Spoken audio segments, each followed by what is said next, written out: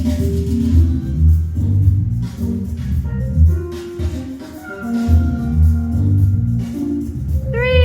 two, one.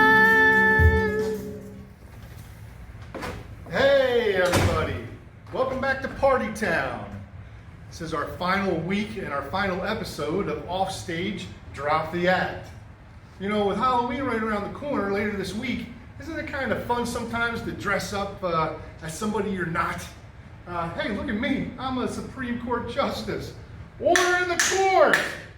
That's fun. But in reality, you know, we always can't play an act. We have to choose to live our life with integrity.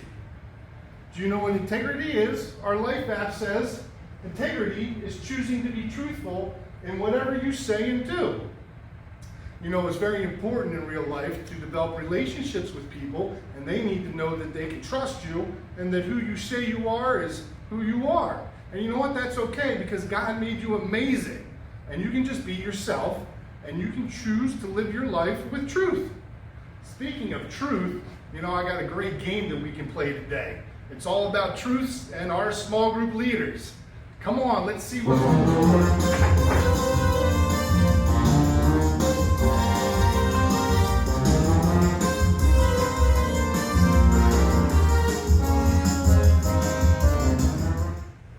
So, on our game today, I'm going to talk about a truth that pertains to either Miss Pam or Mr. Pete. Can you guess which one it is? So, for instance, I grew up in Colorado and I lived in Iran. Who did which? All right, everybody take your guess, and then Mr. Pete and Miss Pam are going to line up on the correct side of the board, which pertains to the true statements. You ready? Oh, so Miss Pam did live in Iran, and Mr. Pete, you grew up in Colorado? Who knew? All right, do you think you got it? Let's try this again. I have 8 chickens, or I am the youngest of 4 brothers, meaning I have 3 older brothers. Who has the older brothers? Go ahead, take your guesses, take your guesses. Interesting. Who has the 8 chickens, I wonder? Oh, so Miss Pam has 8 chickens, and Mr. Pete has 3 older brothers. Who knew? All right, one last time. Let's try and guess whose favorite Disney movie is The Emperor's New Groove or Aladdin. Ready? Let's go. What are your guesses? What are your guesses? You ready? You know? Do you? Oh, Mr. Pete's favorite movie is Aladdin, and Miss Pam's favorite movie is The Emperor's New Groove. Hey, how great is that? That reminds me, tune in for our movie night coming up. Hey, can everybody get up on your feet? Let's do a little sing and praise for God.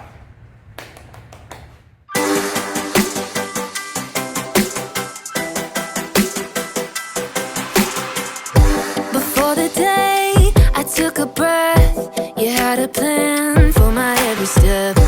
You promised to always be by my side. I believe that you are the way, you are the truth, you are the light. So I sing this to you.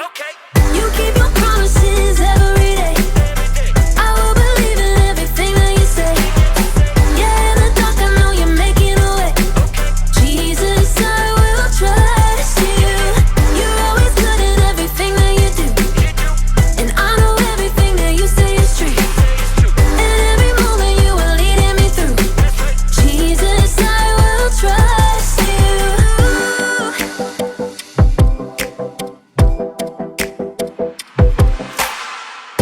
I wanna be honest and true, and do what's right the way you do.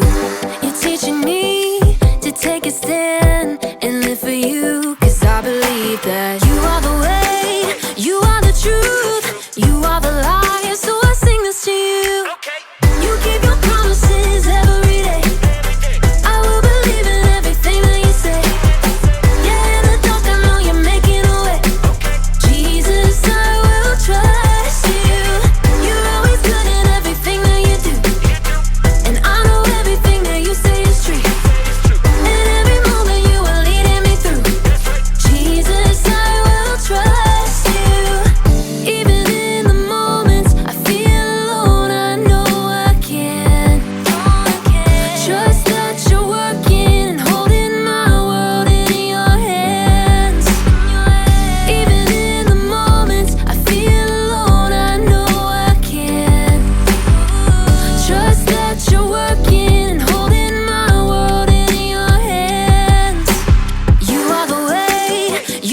truth. You are the light, so I sing this to you.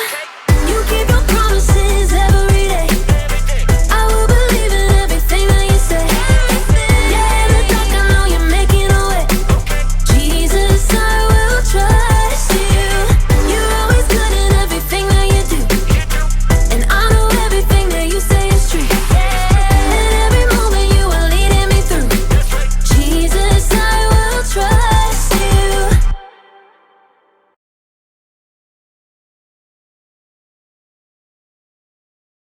Bible. It's 66 books of history, stories, letters, and poetry that fit together to form God's one big story. The epic adventure of how He created us and loves us so much that He made a way to rescue us.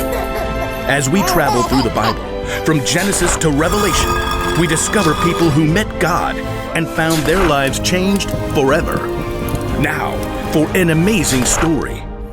Inspired by the book of Philippians, chapter 4, verse 8.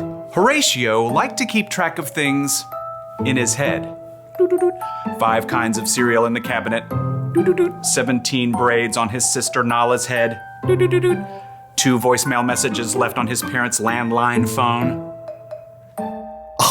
Seriously, Mom? You are so stuck in the 1990s. Horatio was especially good at keeping track of things that went wrong. Number 1, we're out of chocolate frosted sugar bomb cereal. Horatio's mother did not always appreciate his lists. I did not buy that. Your dad bought that. Number 2, it is freezing in here. Put on a sweater. Number 3, Miss Watson is making us do a group project and they are the worst because everyone else drags me down. Horatio, can you please focus on something positive for once? Just keeping it real. Oh, I know about positive stuff. Miss Christie told us. Horatio's little sister Nala began rummaging around in the stacks of random paper on the counter. There is nothing positive about this morning, and I'm positive about that. Nala pulled out a scribbled-on handout and waved it triumphantly. Philippians 4:8. Do not read me a coloring sheet. Finally, my brothers and sisters, always think about what is true. Think about what is noble, right, and pure. Mom, make her stop bugging me. No, this is good. Think about what is lovely and worthy of respect. If anything is excellent or worthy of praise, think about those kinds of things. Horatio just glared and checked out the lunch that Mom had packed. Is this strawberry jam in my sandwich? You know I only eat apricot jam. Over the next 2 hours, Horatio counted dozens of annoying things. Number 1, this bus stinks like dirty socks stuffed with Cheetos.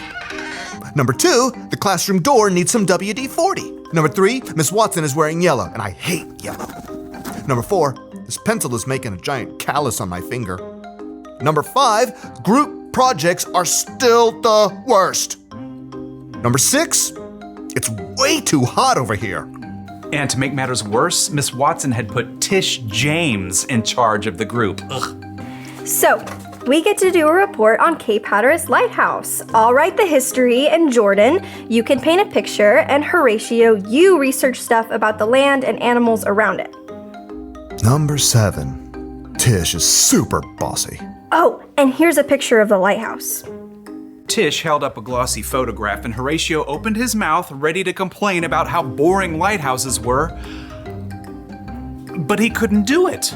Hatteras Lighthouse, spiraling into the sunset sky, was breathtaking. He could picture walking the beach and waves crashing as the warm light glowed overhead.